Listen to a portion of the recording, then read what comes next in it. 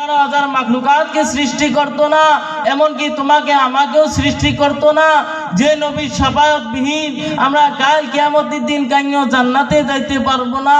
একদিন আল্লাহ তাআলা আল্লাহ নবীকে বলেছেন, একবার নয় দুইবার নয়, প্রায় 72 বার বলেছেন, হে নবী বলো তুমি কি চাও, হে নবী বলো তুমি কি চাও। 72 বারে আল্লাহ নবী বলেছেন, হে আল্লাহ তুমি আমার উম্মতকে ক্ষমা করে দাও। সুবহানাল্লাহ।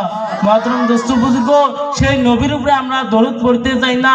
আল্লাহ নবী হাদিস শরীফের মধ্যে বলেন, মান সাল্লাইতা ওয়াহিদাতান সাল্লাল্লাহু আলাইহি আশরা, যে ব্যক্তি আল্লাহ নবীর উপরে একবার দরুদ পাঠ করবে আল্লাহ তাআলা ওই ব্যক্তির উপরে 10টি রহমত নাযিল করবে। সুবহানাল্লাহ। সেই নবীর উপরে আমরা মহব্বতের সহিত অন্তর খুলে দরুদ পাঠ করি, সবাই বলি সাল্লাল্লাহু আলাইহি ওয়াসাল্লাম। মুহতারাম দোস্ত বুজুর্গ, আমি আজকে আপনাদের সামনে নামাজের বিষয় কিছু কোরআন এবং হাদিসের মাধ্যমে আলোচনা করব। আপনারা সবাই মনোযোগ সহকারে শুনবেন তো ইনশাআল্লাহ। যদি কোনো আমল করার থাকে আমরা সবাই আমল করবো তো ইনশাআল্লাহ। আর যদি কোনো ভুল ত্রুটি হয়ে থাকে আল্লাহর রাস্তে মাফ করে দিবেন। আল্লাহ রাব্বুল আলামিন কোরআনে কারিমার মধ্যে ঘোষণা করে দেন, ইন্নাস সালাতা তানহা আনিল ফাহশাই ওয়াল মুনকার। যদি যে ব্যক্তি নামাজ পড়বে আল্লাহ তাআলা ওই ব্যক্তিকে সমস্ত খারাপ কাম থেকে বিরত রাখবে। সুবহানাল্লাহ। মুহতারাম হাজিরিন, আমরা যদি 5 ওয়াক্ত নামাজ পড়ি তাহলে আল্লাহ তাআলা আমাকে খারাপ কাম নিয়ে যাবে।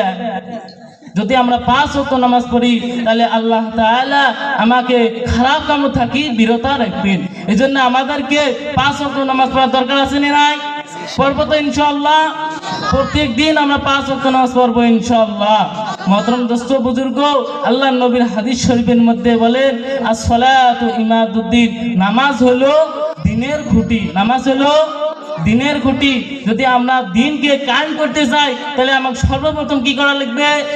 সর্বপ্রথম আমাদেরকে 5 ওয়াক্ত নামাজ পড়ার দরকার। যদি আমরা নামাজ আদায় করি তাহলে আমার দ্বীন কায়েম থাকবে। মুহতারাম দোস্ত বুজুর্গ, বর্তমান সমাজের মধ্যে দেখা যায় বহুত মানুষ বলে যে আমি নামাজ না পড়তে পারি কিন্তু আমার ঈমান ঠিক আছে। মুহতারাম দোস্ত বুজুর্গ, আমার হাতত সময় নাই। যদি সময় থাকতো আরো বহুত কিছু কথা বলতাম। এখানে কয়ে আমার বক্তব্য শেষ করতেছি।